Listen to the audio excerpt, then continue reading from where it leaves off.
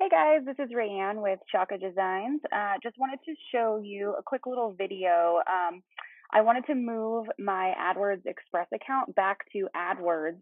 And I'm sure some people are wanting to do that because you don't have access to the keyword tool in AdWords Express. So I'm going to quickly show you how to do that. I was chatting with a Google representative earlier. So first of all, what you need to do is obviously log into your AdWords Express account. If it doesn't automatically load to your ad screen, you can just click on these three little lines here, click on ads, and it'll take you to this screen. And from here, you want to click on dashboard.